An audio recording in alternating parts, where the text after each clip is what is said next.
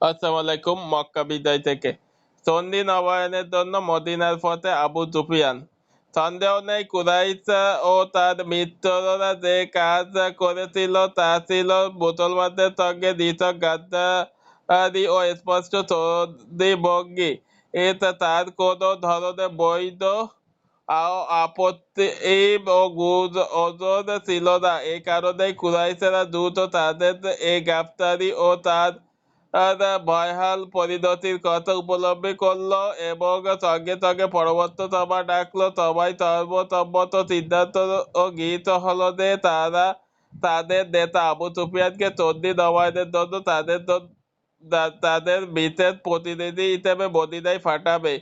চরম এই বিশ্বাসঘাতকতার ফলে কুরাইশেরা এখন এর পরিণতি থেকে বাঁচার জন্য কি পন্থা অবলম্বন করবে? রাসূল করিম সাল্লাল্লাহু আলাইহি সাল্লাম সাহাবে কেরামকে আগেই জানিয়ে দিলেন। তিনি তাদেরকে বললেন, আমি যেন আবু সুফিয়ানকে সন্ধি চুক্তি নবায়ন ও মেয়াদ বৃদ্ধির উদ্দেশ্যে আসতে দেখছি। কুরাইশ কুরাইশদের সিদ্ধান্ত অনুযায়ী আবু সুফিয়ান মক্কা থেকে বের হয়ে পথে বুজাইলের সঙ্গে সাক্ষাৎ হলো। বুজাইল তখন মদিনা থেকে মক্কায় ফিরে যাচ্ছিল। আবু সুফিয়ান তাকে জিজ্ঞেস করলো, বুজাইল কোথেকে ফিরে যাচ্ছ বলবে? তার ধারণা ছিল সে রাসূল করিম সাল্লাল্লাহু আলাইহি সাল্লামের কাছ থেকেই ফিরছে। বুজাইল বলল, খুয়ার সঙ্গে আমি এই উপকূল ও উপত্যকা অঞ্চলে গিয়েছিলাম। আবু সুফিয়ান এবার তাকে খোলাখুলি জিজ্ঞেস করলো, তবে তুমি কি মোহাম্মদের কাছে যাওনি? বুজাইল বলল, না। বুজাইলের সঙ্গে যাওয়ার পরে আবু সুফিয়ান বলল, ও সে যদি মদিনা থেকে এসে থাকে তবে তার উটের লেদার খেজুরের আটি পাওয়া যাবে। এ কারণে সে বুজাইল সেখানে তার উট বসিয়ে সেখান থেকে উটের লেদা নেড়ে চেড়ে তাতে খেজুরের আটি দেখতে পেয়ে বলল, আমি আল্লাহর শপথ করে বলতে পারি বুজাইল মোহাম্মদের কাছে গিয়েছিল। যাই হোক, এরপর আবু সুফিয়ান মদিনায় গিয়ে উপস্থিত হলো। প্রথমে সে নিজ মেয়ে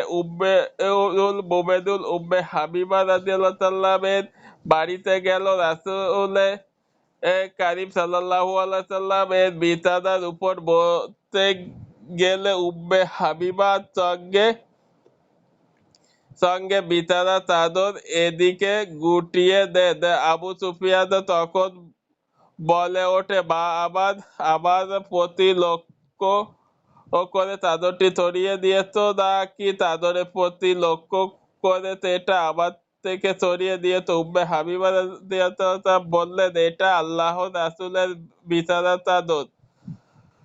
তোমার মতো একটা নাপাক মুশরিক এ বিছানায় বসতে পারে না। আবু সুফিয়ান বলল, আল্লাহ কসম, আমার কাছ থেকে দূরে সরার পর তুমি খারাপ হয়ে গেছো। অতঃপর সে রাসূল করিম সাল্লাল্লাহু আলাইহি সাল্লামের কাছে এসে আলোচনা শুরু করলো, কিন্তু রাসূল করিম সাল্লাল্লাহু আলাইহি সাল্লাম তার কথার জবাবে একটি শব্দ উত্তর করলেন না। এতে আবু সুফিয়ান সেখান থেকে উঠে আবু বকর রাদিয়াল্লাহু সাল্লামের কাছে গিয়ে রাসূলের সঙ্গে তার ব্যাপারে আলোচনা করতে বললে আবু বকর রাদিয়াল্লাহু তাকে বলে দেন, আমি এ কাজ করতে পারবো না। তারপর আবু সুফিয়ান উমর ইবনে খাত্তাবের কাছে গিয়ে তার ব্যাপারে রাসূল করিম সাল্লাল্লাহু আলাইহি সাল্লামের সঙ্গে কথা বলার অনুরোধ করে।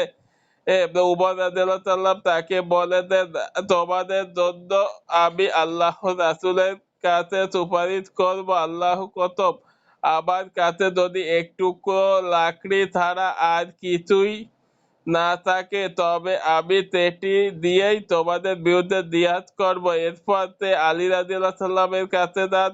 তখন তার কাছে ফাতেমা রাদিয়াল্লাহু সাল্লাম ছিলেন। শিশু হাসান রাদিয়াল্লাহু সাল্লাম উমায়ের সামনে খেলা করছিলেন। আবু সুফিয়ান বলল, আলী, তুমি আমার প্রতি তোমার সে বেশি রহম দিলে। আমি একটা প্রয়োজনে মদিনায় এসেছিলাম। তাই খালি হাতে ফিরে যেতে চাচ্ছে না। আমার ব্যাপারে মোহাম্মদের কাছে একটু সুপারিশ করে দিবে। আলী রাদিয়াল্লাহু বললেন, হাই আবু সুফিয়ান, রাসূল কারীম সাল্লাল্লাহু আলাইহি সাল্লাম ইতিমধ্যেই এমন একটি সিদ্ধান্ত দিয়ে ফেলেছেন যা আমি তোমার কাছে খুলে বলতে অক্ষম। তখন আবু সুফিয়ান ফাতিমা রাদিয়াল্লাহু এর দিকে চেয়ে বলল, তুমি কি এটা পারবে যে তোমার শিশুপুত্র সকলের